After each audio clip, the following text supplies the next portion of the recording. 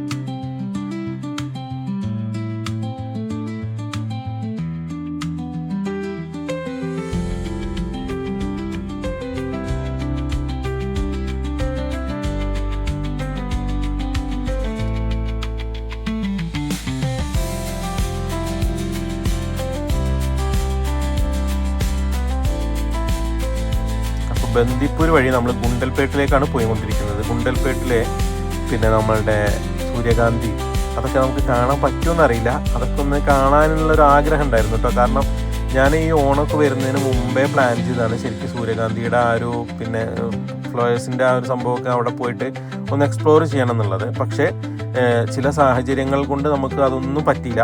എന്തായാലും ഇന്നത്തെ ഈ ഒരു യാത്രയിൽ ഞാൻ അതും കൂടെ കവർ ചെയ്യാൻ പറ്റുമോ, അല്ലെങ്കിൽ നമ്മളിപ്പോൾ അവിടെ പോയി കഴിഞ്ഞാൽ അതുണ്ടാവുമോ, നമുക്ക് ഗോപാലസ്വാമിപേട്ട ആ ഒരു ക്ഷേത്രത്തിൻ്റെ ആ ഒരു ഭാഗത്ത് പോകാൻ പറ്റുമോ എന്നുള്ളതൊക്കെ നമുക്ക് സംശയമാണ്. കാരണം നമ്മുടെ സമയം ഒരുപാട് വൈകി.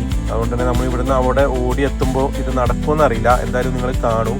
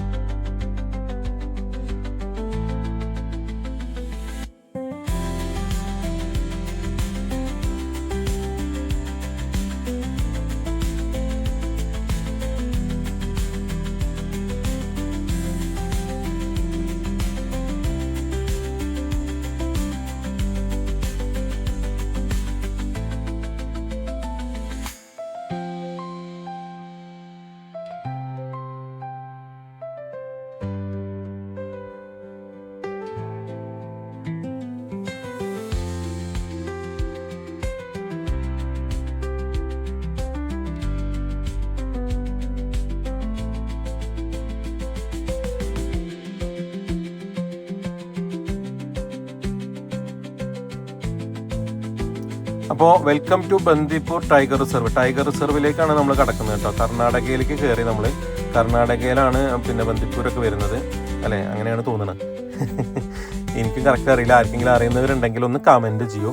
അപ്പോൾ നമ്മൾ യാത്ര ആസ്വദിച്ചുകൊണ്ടിരിക്കുകയാണ്, കാടിനകത്തു കൂടെയുള്ള യാത്ര. ശരിക്കും നമ്മൾ കർണാടക, തമിഴ്നാട് അങ്ങനെ ഒറ്റ ദിവസം കൊണ്ട് ശരിക്കും 3 സംസ്ഥാനങ്ങളിലൂടെ സഞ്ചരിക്കാനുള്ളൊരു ഭാഗ്യം നമുക്ക് നമ്മളെ ഈ നിലമ്പൂർ ഭാഗത്തു കൂടെ വയനാട്ടിലേക്ക് കയറുമ്പോൾ കിട്ടുന്ന ഒരു ഭാഗ്യമാണ്. അപ്പോൾ ആ ഒരു ഭാഗ്യമൊക്കെ നമുക്ക് ഒരുപാട് സന്ദർഭങ്ങളിൽ കിട്ടിയിട്ടുണ്ടെങ്കിലും ഇങ്ങനെ നമുക്ക് ഒപ്പിയെടുത്ത് അത് നിങ്ങളുടെ മുന്നിലേക്ക് എത്തിക്കാൻ പറ്റിയിട്ടില്ല. അപ്പോൾ ഈ ഒരു യാത്ര തികച്ചും യാദൃച്ഛികമായിരുന്നു. പക്ഷേ ഇത് അടിപൊളിയായിരുന്നു കേട്ടോ. കാരണം എനിക്ക് വളരെയധികം എൻജോയ് ചെയ്യാൻ പറ്റിയൊരു യാത്രയായിരുന്നു. മനോഹരമായ ഒട്ടനേകം കാഴ്ചകൾ നമുക്ക് കാണാൻ പറ്റി. ഇനി ഭാഗ്യമുണ്ടെങ്കിൽ നമുക്ക് കുറച്ച് മൃഗങ്ങളെ കാണാം, അതേപോലെ സൂര്യകാന്തി പാടം കാണാം. അപ്പോൾ അതിനൊക്കെ വേണ്ടി നമ്മൾ മുന്നോട്ട് പോയിക്കൊണ്ടിരിക്കുകയാണ്. അപ്പോൾ കാടിൻ്റെ കാഴ്ചകൾ നമുക്ക് എത്ര കണ്ടാലും മതി വരില്ല. ആദ്യത്തെ എപ്പിസോഡുകളിലൊക്കെ നമ്മൾ നമ്മുടെ ചായത്തോട്ടത്തിൻ്റെ കാഴ്ചകൾ പറഞ്ഞിരുന്നു. അപ്പോൾ ചായത്തോട്ടത്തിൻ്റെ കാഴ്ചകൾ കാണുന്ന പോലെ തന്നെ ഈ മലനിരകളും അതേപോലെ കാടിൻ്റെ കാഴ്ച, കാടിൻ്റെ അകത്തുകൂടെ സഞ്ചരിക്കുന്ന ഒരു സഞ്ചാരവും ഒക്കെ നമുക്ക് ഒരു വേറിട്ട അനുഭവം തന്നെ ആയിരിക്കും. ഇവിടെ ആനകളുണ്ട് കേട്ടോ, ഒട്ടനേകം ആനകളുണ്ട്. ഒട്ടനേകമല്ല, അവിടെ ഒന്നുണ്ട്, പിന്നെ അതിൻ്റെ ഇപ്പുറത്ത് ഒന്നുണ്ടായിരുന്നു. നമുക്ക് വീഡിയോയിൽ ഉൾപ്പെടുത്താൻ പറ്റാത്ത രീതിയിലൊക്കെയാണ് അവിടെ 1, 2, 3 ഒക്കെ ഉണ്ട്. എന്താ വെച്ചാൽ ആനകളുള്ള സ്ഥലത്ത് അപ്പുറത്തും ഇപ്പുറത്തും ഓരോ ഫോറസ്റ്റ് ഓഫീസർമാരും സ്റ്റാഫുകൾ വന്ന് നിൽക്കുന്നുണ്ട്. അപ്പോൾ നമുക്കവിടെ വണ്ടി നിർത്താനോ കാഴ്ച കാണാനോ ഷൂട്ട് ചെയ്യാനോ ഒന്നും പറ്റില്ല. അപ്പോൾ ആ പാസിങ്ങിൽ കിട്ടുന്ന ആ ഒരു വ്യൂ മാത്രമേ നമുക്ക് കിട്ടുള്ളൂ. അതേപോലെ ഈ ഒരു ഭാഗത്തൊക്കെ ഒരുപാട് വന്യമൃഗങ്ങളും കാര്യങ്ങളൊക്കെ ഉള്ളതാണ്. ഒരുപാട് വീഡിയോസിലൊക്കെ നിങ്ങൾ കണ്ടിട്ടുണ്ടാവും. അപ്പോൾ അങ്ങനെയുള്ള എന്തെങ്കിലും സൈറ്റിങ് നമുക്ക് കിട്ടുമോ അല്ലെങ്കിൽ കിട്ടട്ടെ എന്നുള്ള പ്രാർത്ഥനയോടെ ആ ഒരു പ്രതീക്ഷയോടെയാണ് നമ്മൾ പോയിക്കൊണ്ടിരിക്കുന്നത് കേട്ടോ. നല്ല റോഡാണ്, പക്ഷേ ഒരു മിനിമം സ്പീഡിലാണ് നമ്മൾ പോയിക്കൊണ്ടിരിക്കുന്നത്. കാടിനോടുകൂടി സഞ്ചരിക്കുമ്പോൾ ഉള്ള ഒരു സ്പീഡ് ലിമിറ്റ് ഉണ്ടല്ലോ, ആ ഒരു ലിമിറ്റിലാണ് നമ്മൾ പോയിക്കൊണ്ടിരിക്കുന്നത്. പിന്നെ മാത്രമല്ല ഈ ഒരു റോഡിൽ ഇടയ്ക്കിടയ്ക്ക് ഹമ്പുകളുണ്ട്, അതുകൊണ്ട് തന്നെ നമ്മൾ പതുക്കണം. പിന്നെ നമ്മൾ ഒരു സൈറ്റിംഗ് കിട്ടുമോ എന്നുള്ളത് നോക്കിയാണ് പോകുന്നത്. അപ്പോൾ അതുകൊണ്ട് തന്നെ നമ്മൾ പതിയെയാണ് പോകുന്നത്. അപ്പോൾ ഈ യാത്രയിൽ ഉടനീളം നമ്മൾ സെർച്ച് ചെയ്തുകൊണ്ടിരിക്കുന്നത് മൃഗങ്ങളുടെ സൈറ്റിംഗ് ആണ്.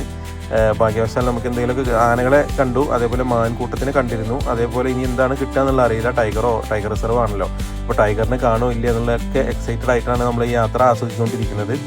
അപ്പോൾ നമ്മൾ ഞാൻ നേരത്തെ പറഞ്ഞ പോലെ തന്നെ ഒരുപാട് വണ്ടികളൊന്നും ഇല്ലാത്ത തിരക്കൊഴിഞ്ഞ അല്ലെങ്കിൽ വളരെ തിരക്കുള്ളൊരു റോഡല്ല. ചില സമയങ്ങളിലൊക്കെ തിരക്കുണ്ടാവാറുണ്ട്, ബ്ലോക്ക് ആവാറുണ്ടൊക്കെ, അങ്ങനെയൊക്കെയുള്ള റോഡ് തന്നെ ആണെങ്കിലും നമ്മളുടെ ഈ ഒരു യാത്ര തികച്ചും നമുക്ക് എൻജോയ് ചെയ്യാൻ പറ്റുന്ന രീതിയിൽ തന്നെ ആയിരുന്നു കേട്ടോ.